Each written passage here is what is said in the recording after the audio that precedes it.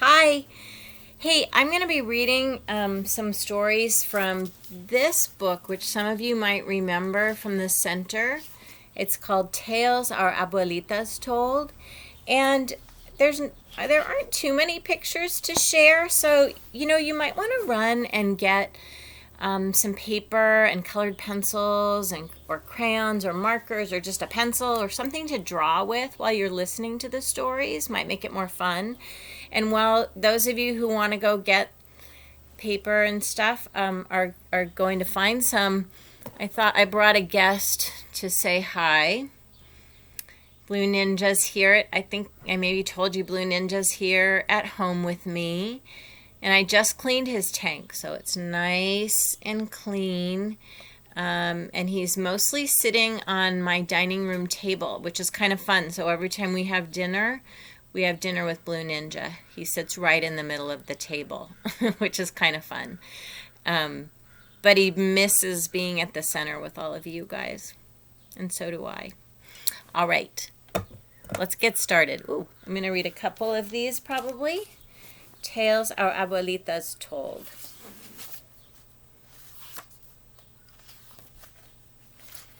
The first one is called Martina, Martinez, and Perez the Mouse.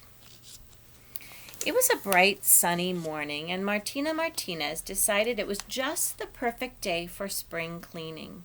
She washed the curtains and dusted each shelf in her house, and as she was sweeping one corner in earnest, she came upon a great surprise, a shining silver coin. "How lucky I am!" she cried out. "A silver coin to spend on anything I want. What shall I buy?" she asked herself. "What shall I buy?" First she thought, "I'll buy rock candy." But thinking it over, she decided, "No, I'll eat it and have nothing left." Then she thought she'd buy some chocolates.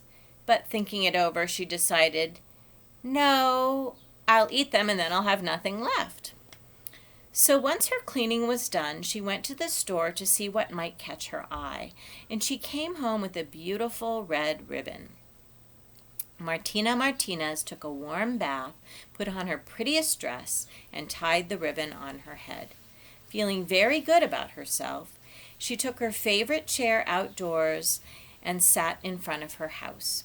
A moment later, Señor Gato, the cat, came strolling by.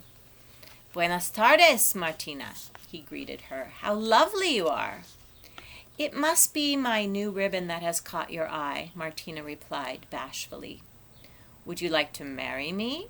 Señor Gato asked boldly. She hesitated, then asked, "How would you sing our babies to sleep?" "Mew, mew, mew," sang the cat proudly. "Oh, no, you'd scare them," she said. And Señor Gato left feeling very disappointed. A little while later, Señor Pero, the dog, came strolling by. "Buenas tardes, Martina," he greeted her. "How lovely you are." "It must be my new ribbon that has caught your eye," Martina replied bashfully. "Would you like to marry me?" Señor Pero asked. She said in return. "How would you sing our babies to sleep?" "Arf, arf, arf," barked the dog loudly. "Oh, no, you'd scare them," she said. And Señor Pero left feeling very unhappy. It was beginning to get dark when Señor Gallo, the rooster, came strolling by. "Buenas tardes, Martina," he greeted her. "How lovely you are." "It must be my new ribbon that has caught your eye," Martina replied bashfully. "Would you like to marry me?" Señor Gallo asked arrogantly. And here's a picture.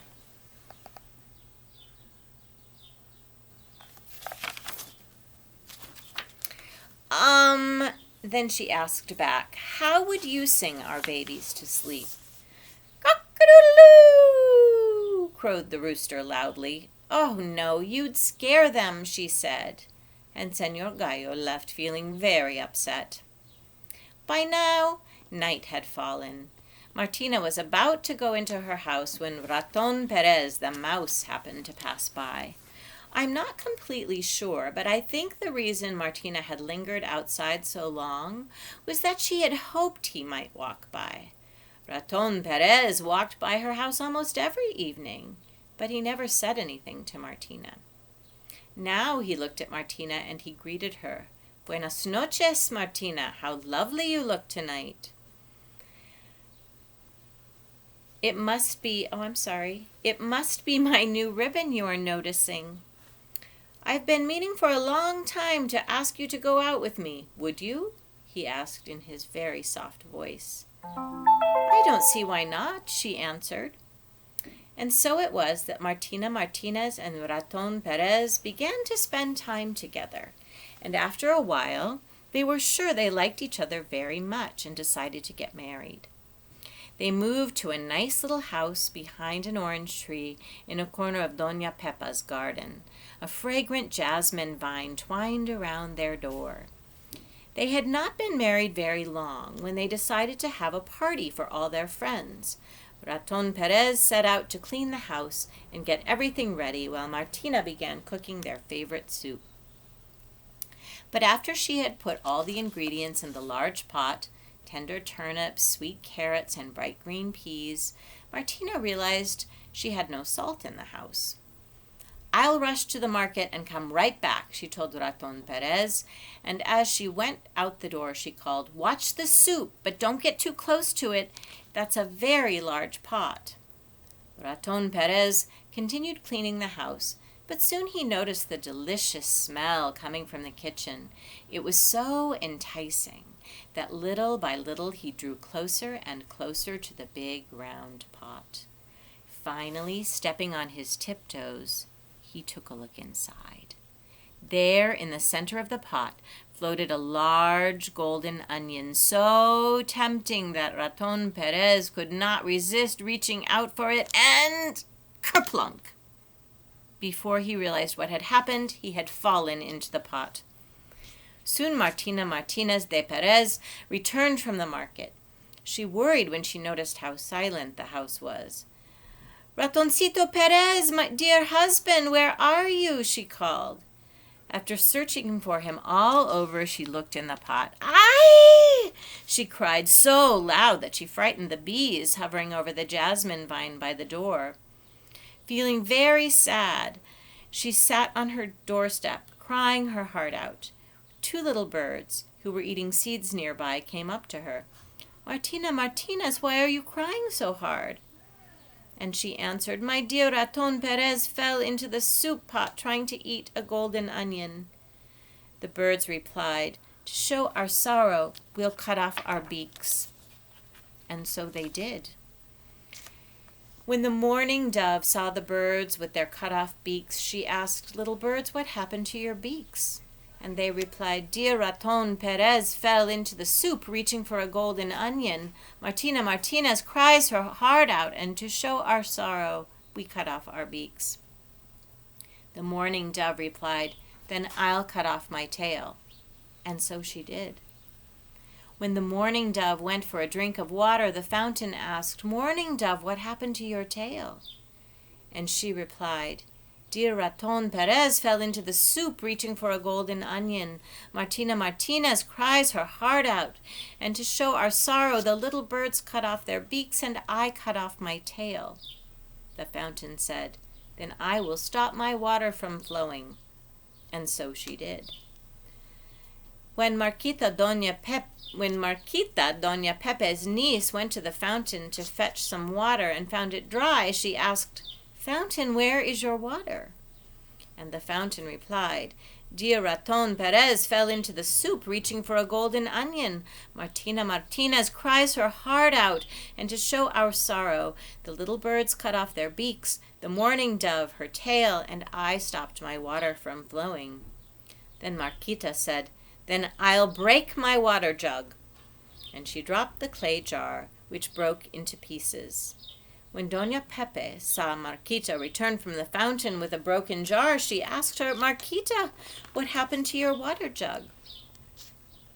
And Marquita replied, Dear Raton Perez fell into the soup, reaching for a golden onion. Martina Martinez cries her heart out, and to show our sorrow, the little birds cut off their beaks, the mourning dove her tail, the fountain stopped her water from flowing, and I broke the clay jar.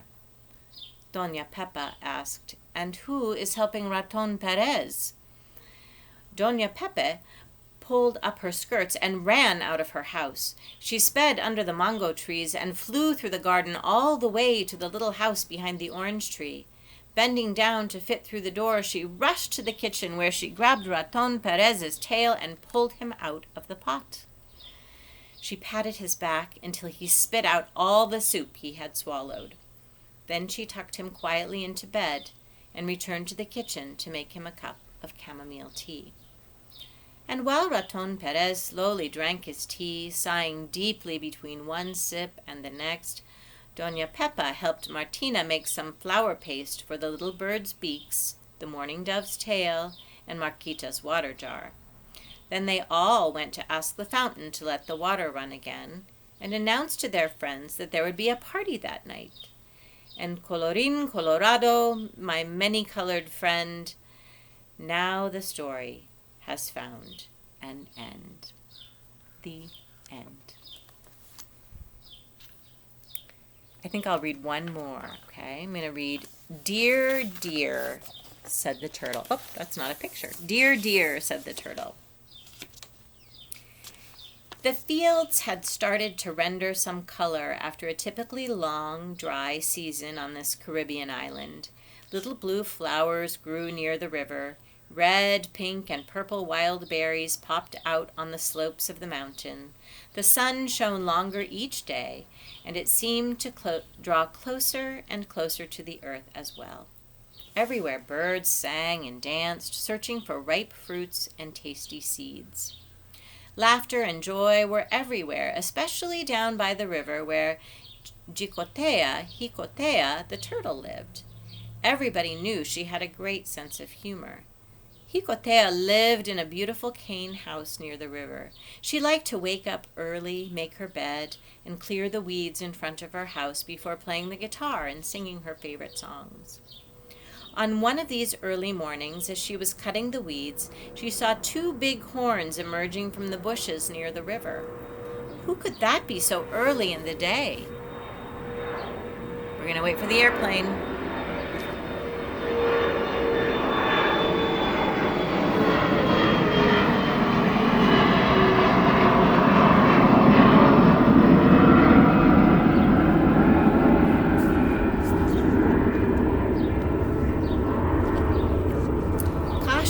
Her head half in and half out of her shell, Jicotea looked to see who was approaching her house. Good morning, Doña Jicotea. How are you today? Said a voice from high above. Who is trespassing on my land? Asked Jicotea. It's me. Suddenly 4 long, graceful legs surrounded her. Oh dear, a deer, she said. What are you doing here? I just came for a drink of water, said the deer. See the top of that mountain? I come from there. It took me only an hour to get here, but of course you are so small and so slow, it would probably take you a year to go the same distance. And saying that, the deer, Venado, started to laugh, and his laughter was so loud that all 1,000 birds living in the valley hid in the hearts of the trees. Well, why are you so sure? Jicotea said. It is often a mistake to judge by appearances. As a matter of fact, I bet I could win a race against you. Hearing Jicotea's words, the deer started to laugh again.